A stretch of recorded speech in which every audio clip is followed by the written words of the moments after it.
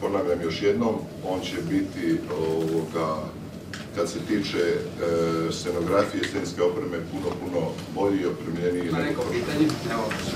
Evo ćete se predstaviti. Marina Rakas, Nova TV Dnevnik. Ovo priopćenje za javnost Zbora braniteljskih udruga iz Domovinskog rata grada Zagreba spominje i gospodina Kregara. Pa ako nam možete malo pojasniti, ovo je dosta dugačko, čisto eto da nekakav sukus dobijemo vezano dakle uz drugog kandidata za gradonačelnika, odnosno ovu objavu koju ste imali u većini hrvatskih novina danas. Mi samo želimo ponoviti ono što su sad rekli. Nikad ovo događanje 30.5. ne želimo pretvoriti u političku stvar. 35. je prije 3 godine proglašen, koja je proglasila Skupština grada Zagreba.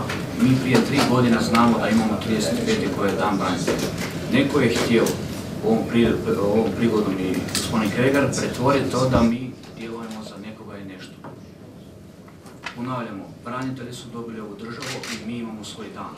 Imat ćemo ga uvijek. Bilo kakva politička struktura bila u gradu i bilo ko u toj političkoj strukturi vodi u grad. Dobro, bili ste dosta oštri, kažete da gospodin Kregar na taj način ustavno izražava prijezir prema hrvatskim braniteljima. Mi smo stvorili ovu državu i mi ćemo svoj dan obilježavati kako umijemo znamo. To je reakcija na reakciju gospodina Kregara, koji se javno, medijski izjasnio protiv koncerta, pokušavajući dovesti u koncertu u njihovu političku priču. Dakle, to je reakcija na njegovu izjavu. Nije prozivanje nikakvog njega, nego na njegovu izjavu. Gdje se javno i glasno izjasnio protiv koncerta, nazivajući to političkim igrama i predizbornim skupom Milana Bandića, što apsolutno nije točno. Htio bih samo, gospodin Barišić je rekao da koncert financira nekoliko branitelja poduzetnika. Tako je. Prije se govorilo da ga financiraju udruge, pa me je samo zanimalo. Ove godine je to, obzirom da je medijski špekulirano i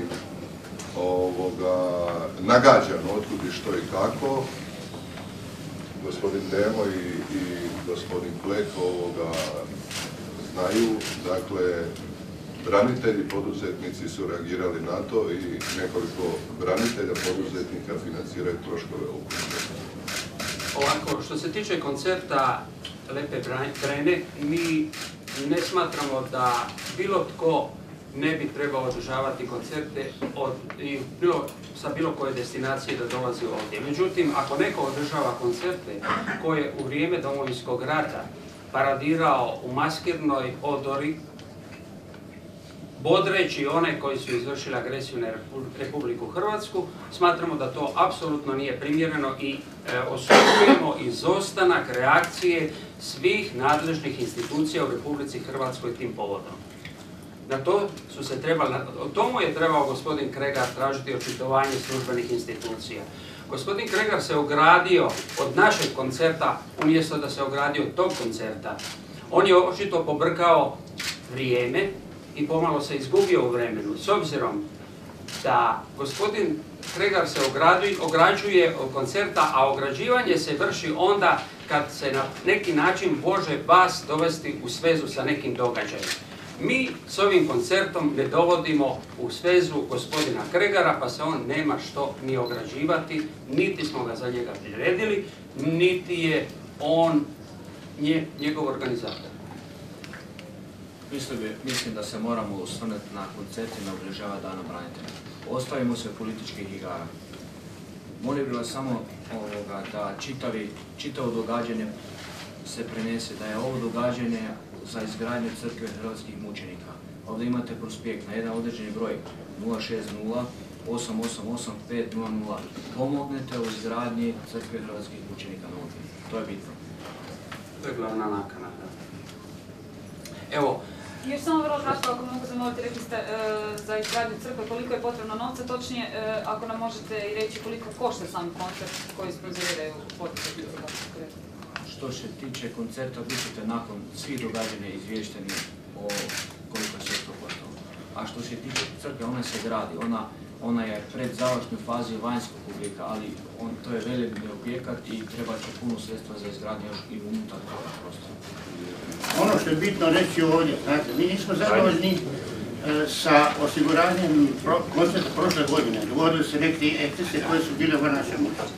Ovog puta očekujemo da policija uradi svoj posao, da ne bude provokacija kao što je bilo prošle godine. Na tragu toga je i ova konferencija, ja tako smatram, da svako treba da radi svoj posao.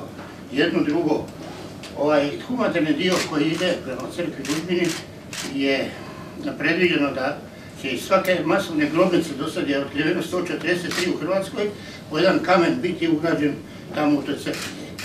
Pitanje još koliko moramo pronaći, obzirom da traže još 1052 osobe iz Hrvatskog rata. Eto sam to.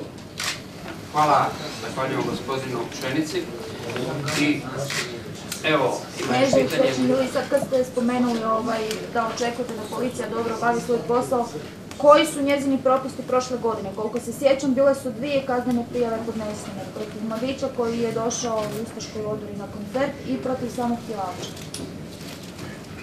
Pa naravno, to je posao policije da spriječi sve provokatore koji dolaze na takav koncert. Očito je da je neko došao tamo režirano, provokativno, da bi se moglo napraviti ono što se napravilo. Mi zato očekujemo drugačiji pristup policije da osigura dostojanstvo onako kako ovdje prezentirano. Da se samo pojave tamo samo hrvatski stjegovi, a mi smo ih osigurali dovoljno da svako neko dođe, može ga skoro dobiti.